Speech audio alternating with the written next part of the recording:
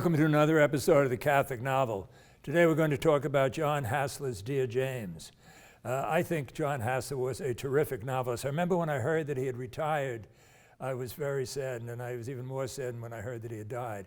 For some reason, who knows what that reason is, while he was a favorite among critics, he never got the national reputation that he really deserved. A priest friend of mine who's been watching these shows, when we first started out, said, when you've got to cover Jon Hassler. And I said, no, we have it planned, we're going to. It's just that he's a little bit down the road in these. Now, in preparing for this show, I was looking up some old reviews, and one commentator made a statement, something like this. Jon Hassler tried to create a make-believe geographical entity called Staggerford, and he used it in a number of his novels. I thought that was so clever. Apparently he was trying to do what Faulkner did with a county down south, a make-believe county. Anyway, this critic said, in this next novel you'll meet a number of people whom you met in an earlier novel, if you care. If something like that, if you really care. It was kind of it was a negative comment, and I was amazed.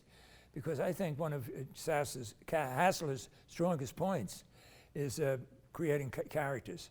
They're so real. They're real in two ways. They remind you of people you know. Okay, that's the most obvious one.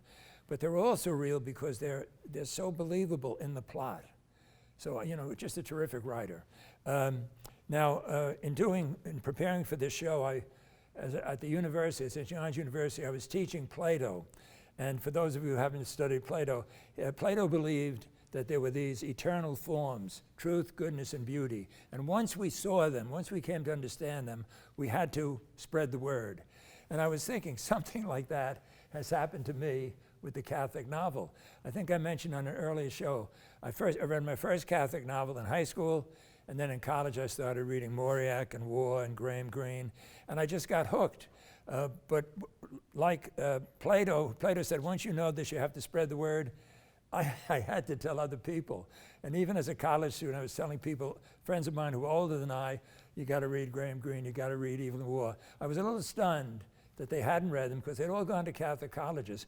But I was even more stunned they had never heard of them. And that was really mysterious to me, okay? And here we are years later, and I'm still pushing the Catholic novel. Now this one, Dear James, is a really good one. In thinking about it, I came across two quotations that I'd like to use right now. One is from the novelist John Updike, and it's a very brief quotation. He says, surely one of the novel's habitual aims is to articulate morality, to sharpen the reader's sense of vice and virtue. And I believe that, and I don't think it's proselytizing. I think if somebody writes a piece of literature, that person's philosophy of person, that person's philosophy of the meaning of life and so on, it's going to come across. I've come to believe very deeply that people write literature because they want to communicate. They think they've got something to say and they want to say it. As a matter of fact, Walker Percy actually said that. He said, I think I've got something to say, and I'm going to say it. So Jon Hassler, I think, had quite a bit to say. So the first quote then I wanted to give you was that one by Updike. Now this one is from the novelist Anthony Burgess. And here's what he says. As novels are about the ways in which human beings behave, they tend to imply a judgment of behavior, which means that the novel is what the symphony or the painting or the sculpture is not, namely a form steeped in morality.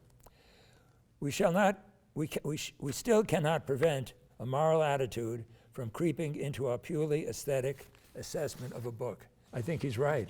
I think every serious novel has got some kind of philosophy it's presenting. Now, you may remember we talked about The Green Journey. Dear James is the sequel to that, the follow-up on that. In The Green Journey, Agnes McGee, who had taught for almost 50 years in a Catholic grammar school, is traveling to Ireland, has developed a pen pal relationship with a friend in Ireland, person in Ireland, whom she's never met. When she goes to Ireland, she finds out it's a priest, and she's extremely offended that he never told her that he was a priest in their letters. So she's really refuses to forgive him. Dear James picks up that she has forgiven him, and their relationship develops further and further. Now, ordinarily, I would just say, they have a deep, deep friendship, but I think it's okay to say they obviously love one another. There's nothing immoral about it. There's nothing untoward about it. He's not tempted to violate his vows. She's not tempted to commit some serious sin. And Hassler does this so beautifully, so subtly. And I'm amazed at it. How, as I've said before on this show, I'm always amazed that lay people, laymen or lay women who write novels have been success in their attempts at entering into the conscience and consciousness of a priest. And the priest in Dear James, this Irish priest, is just a terrific human being. So he and Agnes make up. They exchange letters. Now, Agnes's lifelong friend is a neighbor, Lillian, and she's really a good person, but she's rather superficial. And her daughter is Imogene, and she is really a mean person, okay? She doesn't like Agatha, and she's going to do what she can to make life difficult for her. Well, in her letters to the priest, nothing very serious, but Agatha has sort of pointed out some of the mistakes, some of the quirks of the people in Staggeford. And Imogene spreads the word that she has said these things. It's all gentle stuff, but all of a sudden this icon, who is everybody admired, they're all angry at her. And as the novel develops, Agatha is on this committee, the library committee, and they have to pick a new librarian. And Imogene wants that job very, very much. But everybody figures there's no way she's going to get it because of the job she has done on Agatha, okay? And then in a very lovely several scenes, Agatha, it reminds me of what Pope Francis says God is like. God is mercy. Agatha recommends Imogene, and Imogene gets the job. And Imogene can't understand this at all. But it's so beautifully done that though she's deeply hurt, Agatha, she's able to transcend all that and do an unselfish act of kindness. Now, I have one thing from, I've singled out one paragraph around the middle of the book. Agatha is thinking about her relationship with this priest, Father James. And this is what Hassler writes. Agatha uttered a quiet little laugh, and James was pleased to have caused it.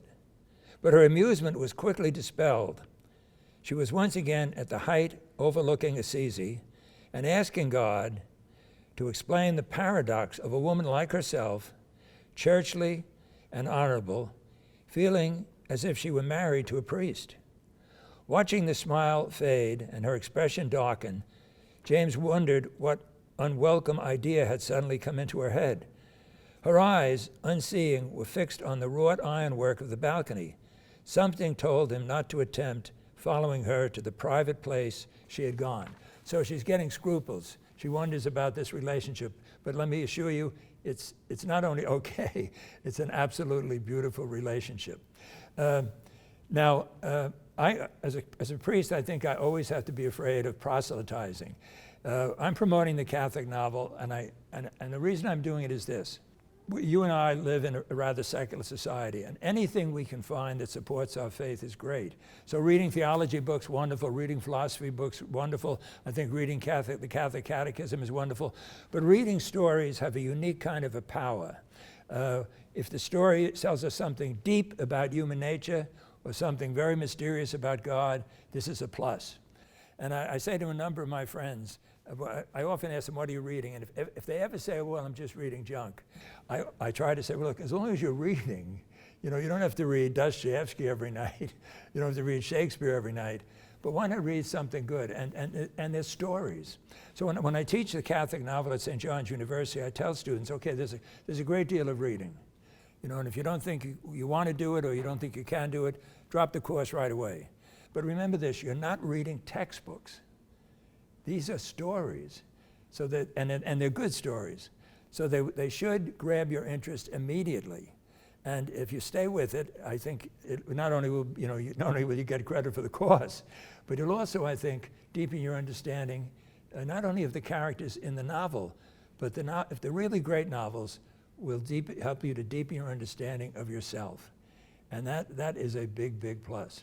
I mentioned that I was stunned that this critic, sort of dismissed Hassler. No, my opinion is he was right up there with the best of them. He's so good. He's one of those novelists I wish I could have met. I wish I could have sat down with him and talked to him, how did you think of this, and how did you think of that, and what's the theme of this novel, and so on. He is right up there with the giants, in my opinion. The Catholic novel is not a tract, telling you how to live. It's a story, but in that story, the great writers convey very important values. Flannery O'Connor said once that people who are frightened don't read novels. They not only don't write novels, but they don't read novels. Why? Because they will be challenged by it. They'll be challenged by the great novels.